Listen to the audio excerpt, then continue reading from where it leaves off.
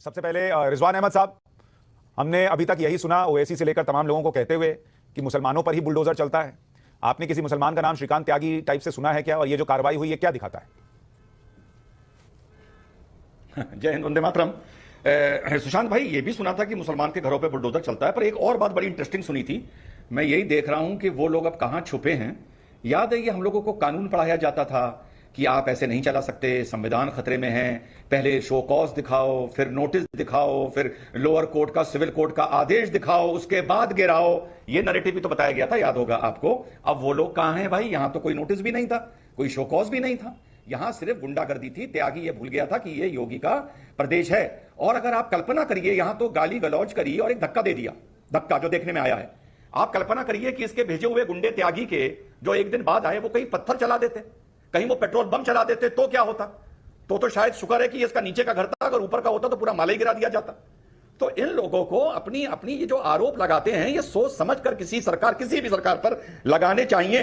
लाभदारी वर्ग और कानून व्यवस्था, उत्तर प्रदेश में योगी जी के दो वो हैं करण अर्जुन, दायां हाथ बायां हाथ। क्या? लाभदारी वर्ग और कानून व्यवस्था। और इन दोनों चीजों को योगी जी कभी भी छिन भिन नहीं होने देंगे, चाहे सामने वाला कोई दुबे हो कानपुर का, या त्यागी हो, या रहमान हो, या रिजवान हो। गुंडागर्दी करोगे तो बुलडोजर चलेगा, और बिना नोटिस के चलेगा, और बिना हाईकोर्ट के आदेश के चलेगा। अब बताओ अतीकुर रहमान साहब, क्या ये जो कार्रवाई हुई, ये लॉ एंड ऑर्डर के हिसाब से जरूरी कार्रवाई है? इस पर तो अब कोई नहीं कह रहा कि भाई नोटिस दिया था नहीं दिया था, ये हिंदुओं पर जो है उनको दबाने के लिए है, अत्याचार है या नहीं है। इस कार्रवाई का तो सब स्वागत कर रहे हैं, लेकिन इससे पहले कहा जाता रहा कि बुलडोजर सिर्फ मुसलमानों के घर की तरफ घूमता है, उन पर ही चलता है। सुशांत जी, मैं समझता हूं आज भी हमारे भारत में अगर कोई उम्मीद करता है तो वो ये उम्मीद करता है कि सरकार की कार्रवाई मेरे या आपके बोलने पर ना चले। सबसे पहला पॉइंट इस मुद्दे को लेकर यह है सुशांत जी कि अगर किसी को बोलने का इस मुद्दे के ऊपर हक है तो वो उस लेडी को है जिस लेडी की इज्जत उतारी गई थी, उसकी उस इज्जत के साथ में खिलवाड़ किया गया था, रौंदा गया था, उसको पैनल पर होना चाहिए था। तीसरी इंपॉर्टेंट बात यह है कि इसी मुद्दे को लेकर सुप्रीम कोर्ट की गाइडलाइन क्या आई थी? दो important guideline, follow the rules और पार्टीजन नहीं दिखना चाहिए। तो अगर यह पार्टीजन दिखाई दे रहा है, अगर इसी के चलते विदाउट एनी नोटिस कि भाई उसने बीजेपी का लीडर होने का इल्जाम लगने के नाते उसका घर बुलडोज किया गया ताकि पीठ थपथपाई जाए, तो भी गलत है। सुप्रीम कोर्ट की दोनों गाइडलाइंस का वायलेशन हो रहा है। क्यों हुआ? अतीकुर रहमान साहब, अतीकुर रहमान साहब, अभी एक मिनट, अभी मैंने बाइट चलाई आम आदमी पार्टी के नेता की, सौरभ भारद्वाज की। उन्होंने कहा कि भैया अगर ये बीजेपी का नेता है, अगर नहीं है तो चला उस पर बुलडोजर। वो तो चैलेंज दे रहे थे, अब चल गया तो आप कह रहे हैं इसलिए चला दिया क्योंकि वो बीजेपी का नेता है। वो वैसी छाती ठोक कर कहते थे कि अरे मोहम्मद पे चल जाएगा, उस पे चल जाएगा, लेकिन किसी संतोष पर नहीं चलेगा और किसी हिंदू का नाम लेकर। अब चल गया श्रीकांत त्यागी पर, तो अब आप कह रहे हैं कि उसमें भी गलत है। सुशांत जी, मैंने तो नहीं कहा कि वो बीजेपी का लीडर था, क्योंकि आधे लोग बोलते हैं कि भाई हमारे लीडर था, आधे बोलते हैं हमारा लीडर नहीं था। वो तो एक दूसरा मुद्दा हो गया ना। और अगर ओवैसी साहब आप कह रहे हैं ना सर कि इसलिए चला दिया क्योंकि बीजेपी का नेता था और जस्टिफाई करना था कि देखो हमने अपने नेता के ऊपर कार्रवाई कर दी, तो पीठ थपथपाने के लिए अगर चलाया तो गलत हुआ ना। मैंने तो दो सुप्रीम कोर्ट की गाइडलाइन आपके सामने रखी। पीठ थपथपाने की क्या? अरे भाई अतीकुर रहमान साहब, आप सुप्रीम कोर्ट की बात कर रहे हैं। उसी सुप्रीम कोर्ट ने क्या बोला कि हम ब्लैंकेट बैन नहीं लगा सकते बुलडोजर चलने पर। जहां गलत चीज है उस पर बुलडोजर चलेगा ही चलेगा, लेकिन उसके बावजूद माहौल बनाया गया कि सिर्फ मुसलमानों के घर पर बुलडोजर चलता है। नोटिस पीरियड खत्म किया जा रहा है आज से। आप ये बोलना चाह रहे हैं तो बोलिए ना, बीजेपी के स्पोक्स पर्सन से बुलवा दीजिए, जो भी अगर आपके पैनल पर है, कि आज से कोई नोटिस पीरियड फॉलो नहीं होगा। और वो दिन भी याद कर लीजिए जब एक चीफ मिनिस्टर उत्तर प्रदेश का पार्लियामेंट में आंसू आंसू रो रो के बच्चे की तरह चिल्ला रहा था, गुहार लगा रहा था कि मेरे साथ अन्याय हो रहा है, मेरा जीना हराम कर दिया गया है। कौन था वो? यही मान्यवर योगी जी थे। अरे अब आप कहां चले गए सर? कहां चले गए और कहां से कहां बात चली गई? ठीक है, हर्षवर्धन जी और जियाई साहब, मैं आपके पास आऊं, उससे पहले रिजवान अहमद 10 सेकंड आप लीजिए, आप जो कहना चाह रहे हैं, फिर आ रहा हूं हर्षवर्धन जी आपके पास। जो जाएगा जाएंगे, जहां जाएगा जाएंगे। नहीं, मैं तो अतीकुर रहमान साहब ये समझ नहीं पा रहा हूं। पहले नैरेटिव था कि खाली मुसलमानों पर चल रहा है, अब चल गया तो अरे ये तो दिखाने के लिए कि देखो बीजेपी का नेता था फिर भी हमने कार्रवाई कर दी। मतलब चित भी मेरी, पट भी मेरा, सिक्का जो है वो मेरे खानदान का, और सिक्का बनाने वाली फैक्ट्री जो है वो मेरी पुश्तैनी खानदान की, ये वाला हिसाब चल रहा है। मैं आ रहा हूं दूसरे मेहमानों पर। रिजवान अहमद आप छोटे में जवाब दीजिए, फिर आऊंगा दूसरों पर। सुशांत भाई, थैंक यू वेरी मच कि आपने शो में बुलाया, और ऐसी दलील मुझे सुनने को मिली एक पढ़े लिखे आदमी से, that I had a very good laugh, number 1। Number 2, अगर रिजवान अहमद किसी सड़क पर चिकवे की दुकान खोल लेंगे तो उनको वहां से हटवाने के लिए नोटिस देना जरूरी नहीं है, ये इस तथाकथित पढ़े लिखे व्यक्ति को बता दीजिए। ठीक है, हर्षवर्धन त्रिपाठी। देखिए सुशांत जी, सबसे कोई कमेंट हुआ तो मुझे छोड़ना पड़ेगा। क्या हुआ? पर्सनल कमेंट इस शैतान की तरफ से सुनाई नहीं दे मुझे। अरे भाई उन्होंने आपको इंटेलिजेंट व्यक्ति बोला है, आपको कुछ और गाली थोड़ी दी है। वो कह रहे हैं कि अगर कोई इलीगल कंस्ट्रक्शन कर रहा है और सड़क पर दुकान लगा लेगा तो उसके लिए नोटिस देना जरूरी है। हर्षवर्धन त्रिपाठी, आप इस शैतान के साथ आप मुझे बुलाया। खत्म,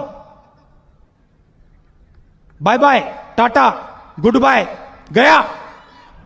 अच्छा, आप शैतान बोल रहे हैं, ये पर्सनल कमेंट नहीं है। अतीकुर रहमान साहब, आप शैतान बोल रहे हैं, ये पर्सनल कमेंट नहीं है। आप किसी को शैतान क्यों बोल रहे हैं? ये गलत बात है, ये गलत बात है। फिर वो आपको पकड़ के बोलेंगे, फिर मैं नहीं रोक पाऊंगा। ये कोई बात है? नहीं, आप चले जाइए, ये कोई बात है? आप सब जो है संत हैं और दूसरा शैतान है। ये कहां से आप लोग सर्टिफिकेट लेकर घूमते हैं भाई? मुझे समझ में नहीं आता है। गजब हिसाब चल रहा है इस देश के अंदर। जो आप बोले वो ठीक, जो दूसरा बोले वो शैतान हो जाता है, और वो आप संत बन के बैठ रहे हैं और दूसरा शैतान बन के बैठ रहा है। लॉजिक पे बात कीजिए ना, उन्होंने क्या गलत बोला? जाइए, क्या कर सकते हैं? हर्षवर्धन जी बोलिए, जिसको जाना जाए। देखिए, मजा आया, और मैं ये जो मजा है हिंदुस्तान के हर व्यक्ति को देना चाहता हूं। यहां ज्ञानवापी में मस्जिद टूटी भी नहीं, उसका बाल भी माका नहीं हुआ, अभी अदालत में केस चल रहा है, उसके लिए कहे कि मस्जिद शहीद हम नहीं होने देंगे। और हैदराबाद में मस्जिद शहीद हो जाए तो टेलीविजन पर नजर भी ना आए, कोई बाइट भी ना दे। वो वैसी जिनके पास दुनिया के हर विषय पर कहने के लिए कुछ ना कुछ है, वो हैदराबाद की मस्जिद के गिर जाने पर कुछ ना बोले। क्या ये इत्तेफाक है या यही उनका सच है जो देश के मुसलमानों को समझ में आना चाहिए? दो बातें, पहले आपके सवाल का जवाब दे दूं साहब। बहुत से मुसलमान ऐसे नेता हैं, चाहे आजम खानी क्यों ना हो, जिनसे मेरी शिकायत रहती है, मतभेद रहते हैं, मनभेद भी रहते हैं। लेकिन जितना बड़ा बहरूपिया ओवैसी है, उतना कोई आजादी के बाद मुसलमान लीडर पैदा नहीं हुआ। पैदा ये पूरे देश की मुसलमान औरतों की इज्जत का जिम्मा लेके घूमता है। आपने बड़ा अच्छा सवाल पूछा है, भावनात्मक सवाल है मेरे लिए, जवाब देने दीजिए। हैदराबाद में 14 साल से लेकर 17 साल की लड़कियां सौयों बिक गई, और उन्हीं गलियों से बिक गई जिन गलियों में ये बहरूपिया राजनीति करता था। इसने आवाज उठाई नहीं उठाई? 2 दिन पहले मस्जिद शहीद हुई, सेक्रेटेरिएट बन रहा था, 2 मस्जिदें और शहीद हुई, इसने आवाज उठाई नहीं उठाई? शाहीन बाग पूरे हिंदुस्तान में बनाने की बात करता था, हैदराबाद में औरतों का जमावड़ा किसी सड़क पर नहीं बैठा, क्योंकि वहां पर इसको सरकार के साथ मिलकर इंस्टीट्यूट चलाने हैं और सिक्योरिटी लेनी है। पूरी हिंदुस्तान में मुसलमानों का अर्निंग लेवल और एजुकेशन लेवल बढ़ाना चाहता है, और हैदराबाद और तेलंगाना में मुसलमान 4% नौकरियों में है। इससे ज्यादा बहरूपिया कोई मुस्लिम लीडर आजादी के बाद पैदा नहीं हुआ। पहली बात। अब मैं अपनी बात कर लूं, ये तो आपके सवाल का जवाब था। इस शशिकांत के मामले में एक बड़ी इंटरेस्टिंग बात है, भले उसका महत्व नहीं है, और मुझे बड़ी ठंडक मिली। पहली चीज कि साहब ये जो दस्ता लीड करके गए थे, जेसीबी लेके गए थे, ये गए थे श्रीमान इश्तियाक अहमद साहब। तो इस चीज ने मुझे बड़ा प्रभावित किया, और बड़ी मुझे हंसी आई कि इश्तियाक साहब भाजपा के नेता का बुलडोजर लेके घर गिराने गए थे। और अभी तो रुको, क्लाइमैक्स अभी बाकी है। मेहरुद्दीन रंगरेज साहब, क्या देश के मुसलमान को समझ में आ रहा है योगी मॉडल, जिसमें हिंदू मुसलमान होता तो नहीं दिख रहा, लेकिन एक ओवैसी मॉडल भी है जिसमें ज्ञानवापी को लेकर तो बड़ा हंगामा है कि एक और मस्जिद शहीद नहीं होने देंगे, लेकिन उन्हीं के हैदराबाद में मस्जिद गिरा दी जाए तो कोई आवाज नहीं निकलती, क्योंकि वहां मुख्यमंत्री केसीआर है। देखिए जी सुशांत जी, मैं आपसे कहना चाहूंगा कि ये जो कार्रवाई हुई है ना, उसके त्यागी के खिलाफ ये कार्रवाई नहीं हुई तरीके से, उसका पूरा मकान ढाना चाहिए था। उस पर छज्जे ढाया कैसे ढाएगा? मकान कैसे ढह जाएगा? सोसाइटी का ग्राउंड फ्लोर है भाई, ग्राउंड फ्लोर का मकान ढा देंगे, मतलब कुछ लॉजिक नाम की चीज है। किया था योगी के बुलडोजर ने, ऐसे ही त्यागी के मकान को। अरे भाई, तो मकान गलत जगह पे थोड़ी बना हुआ है, बाहर इंक्रोचमेंट था वो तोड़ दिया, मकान कैसे तोड़ देंगे? नीचे से खाली कर देंगे और ऊपर से बिल्डिंग गिर जाए क्या सर? वाराणसी में जावेद का मकान क्यों तोड़ा गया था बताइए? अरे भाई 6-8 फ्लोर की बिल्डिंग है, आप नीचे से माला काट दो। सुनिए, फिर खरगोन में लोगों के मकान दुकान क्यों तोड़ी गई? उन्हें तो भाई ये मकरा थोड़ी कट रहा है, पिछला रंग काट दिया और बाकी छोड़ दिया। मकान है सर, जो इंक्रोचमेंट है उसमें उसी पे कार्रवाई होगी। यही तो सरकार भेदभाव कर रही है, इसमें तो भेदभाव हो रहा है। सुशांत जी, आपको हंसी आ रही है? आप लॉजिक ऐसा दे रहे हैं अंग्रेज साहब, क्या बोल रहे हैं? ना कि उसके घर को उजाड़ देने का काम पार्टी सरकारों के हैं, बताइए आप। रिजवान अहमद साहब, इंक्रोचमेंट तोड़ने की बजाय इनके हिसाब से पूरा घर तोड़ देना था, और वो जो सोसाइटी है उसमें नीचे से ग्राउंड फ्लोर काट के निकाल देना था। बिल्कुल बिल्कुल बिल्कुल सील कर दिया, चलो कोई नहीं तोड़ दी, तो आपके पास सील कर दिया हेलो भाई, ये रिजवान जो जोकरगिरी। अच्छा मैं पूछ रिजवान अहमद साहब, अब उनको बोलने तो दीजिए। रिजवान अहमद बोलिए, ये कार्रवाई काफी नहीं है इनके हिसाब से, ग्राउंड फ्लोर काट देना था। अंग्रेज समझ जाओ भाई, तुम हंसाने आते हो, हम हंसते हैं। कमेटी तुम जोकर हो, हम कमेटी सर्कस में आते हैं। तुम लोग पहले बात तो ऐसी किया करो जो लगे कि तुमने 8वीं कक्षा पास करी है। 8वीं तुम 8वीं भी कक्षा पास करे हुए इंसान नहीं लगते हो। रोने लगो ना, उसके लिए रोने लगो बेचारे के लिए। उसका मकान का छज्जा क्यों तोड़ दिया? उस पे कहां से पकड़ के लाते हो इनको सुशांत भाई? आप क्यों डाल रहे हो? भाई मैं क्या कह रहा हूं कि ये रंगरेज भाई जैसे और लोग मिलेंगे आपको, जो यही चर्चा करेंगे चाय की दुकान पर कि देखो उसका छज्जा नहीं तोड़ा, उसका तो नीचे बाहर का तोड़ा, उधर जो है वो मोहम्मद फलाना था उसका छज्जा तोड़ा था। अब इसको कैसे आप निपटाइएगा? रंगरेज जैसों को पहले एजुकेट करिए कि मामला होता क्या है और वो समझते क्या है। और जियाई भाई कोई हंसने नहीं आता जब कौम की नुमाइंदगी करने वाले जाहिल आके टीवी पर बैठते हैं और ऐसी बातें करते हैं जो 8वीं फेल बच्चा भी ना करे। तो सिर्फ एक सूरत रहती है, या हम सर पीट लें या हम हंस लें। हम सर नहीं पीटते, हम हंस लेते हैं। किसी को समझाने से पहले डिबेट में ऐसे जाहिलों को समझाया करिए कि आके कौम की नाक ना कटाओ। जियाई साहब, किसे जाहिल कह रहे हैं आप वकील साहब? अब इसमें भी आपको डाउट है कि इस बाकी पहले किसको कहा जा रहा होगा? जियाई साहब, आप बोलिए।